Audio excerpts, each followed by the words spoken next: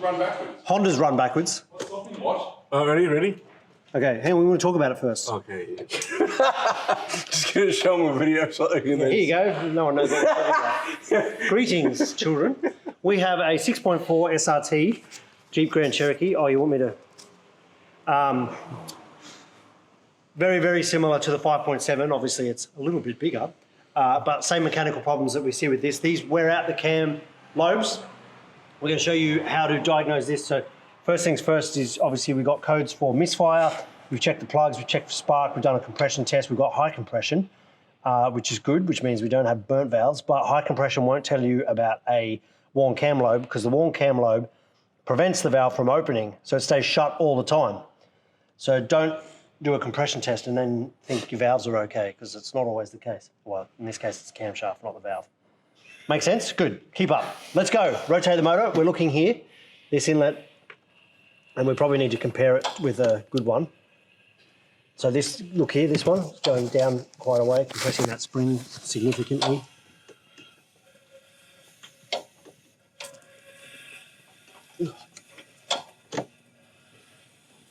Yes, look at that. It's quite hard to turn.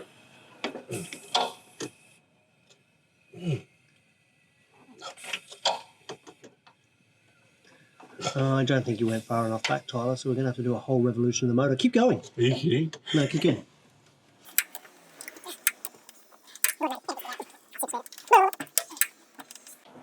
So we've got exhaust valve on cylinder 5's rocking. There's the lobe is pushing on the lifter, which is pushing this push rod, which is rocking the rocker and compressing the valve.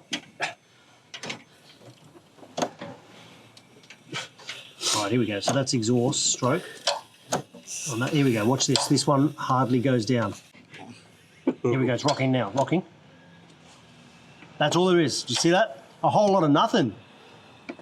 That lobe is super worn out. So the quick fix for this, which is not quick at all, is camshaft needs to be replaced, which is cylinder heads off, new set of lifters. I suspect once we're in there, we'll find the the roller component to the lifter is worn out, and you'll have a camshaft lobe that's completely gone. But the question is, where's all that metal gone? That metal's gone into the sump and through the engine.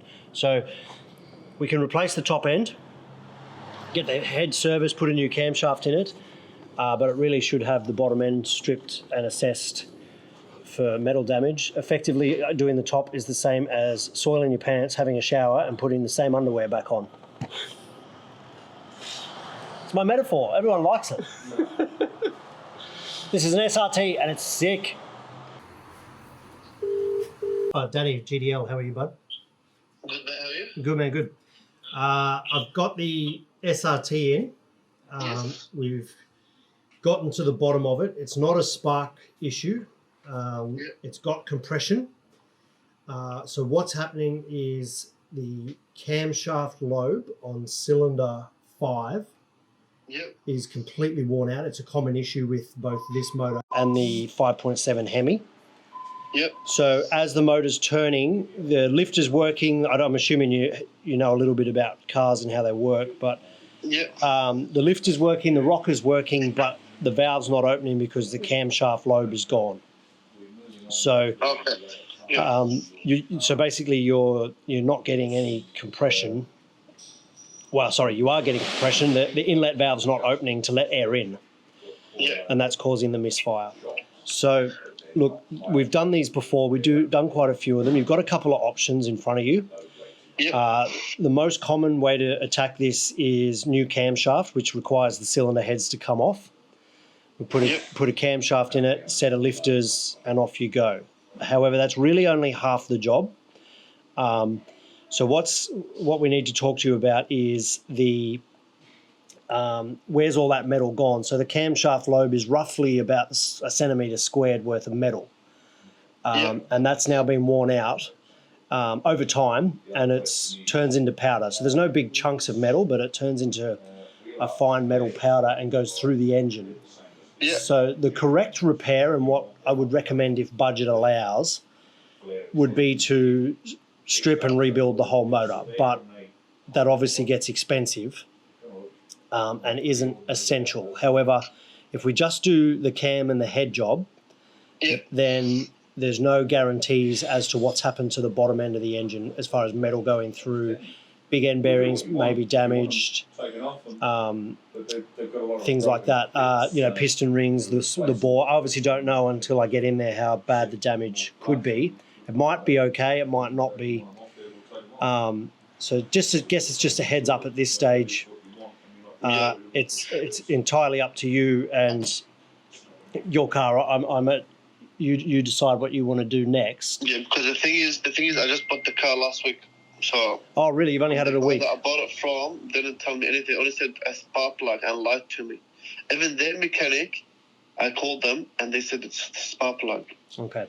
Look, not one to throw another shop under the bus. What we often see with workshops is people don't bother to get to the bottom of these issues before they start just shotgunning parts at it. So, look, it's not a spark plug problem. It's definitely a worn cam lobe. Is this a private sale that you bought, or have you got it through a yard with a? Okay, so there's no warranty in place. I mean, look, you could. I don't think you've just been unfortunate. I'd like to think that you haven't been robbed.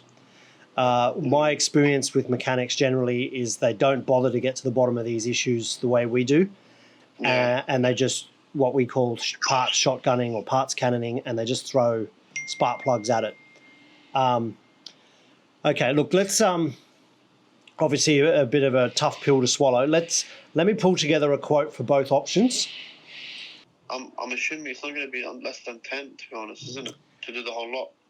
Well, it'd be around that if we did the whole. I'm guesstimating here, but if we did a motor rebuild with big ends and rings and stuff, it'd be that. The cams and lifters job comes in at about 7 from memory. So it's up to you. Let me get a proper itemised quote to you. I'll give you a call back, or I'll get one of my service guys to give you a call back. Just a question. Yeah. If it was the cams and lifters, when are you able to start the car? I could start straight away. The only delay with it is the parts. We get them from the US, but dare I say this, I sometimes get parts from the US quicker than I can get them from Melbourne. So best case scenario, if you gave the go-ahead today, I could have you back on the road in 2 weeks. Worst case, maybe up to a month, just depending on parts availability. We've done this quite a few times, so it's not the issue's not the labour, and I mean it is a labour-intensive repair, but it's not something that is going to get kicked to the back burner. If you pull the trigger and say let's go, we could have it apart within a day. Sorry, 1 second. Oh, we have a video of this vehicle or another one? Of another one. Okay. Of the Camshaft thing, shoot it. Oh, okay, yeah. If you want to have a look on our YouTube channel, mate, it's not your car, although we did film some stuff on your car this morning. There's a video online of this exact fault on a different vehicle if you're curious and you want to have a look at what I'm talking about. I can email you the link. So what I'll do... That would be sweet, yeah. Let me get some quotes together. If you don't mind me asking, what did you pay for the car? I paid 30 grand, to be honest. Yeah, you got a good deal, man. SRT, that's not bad.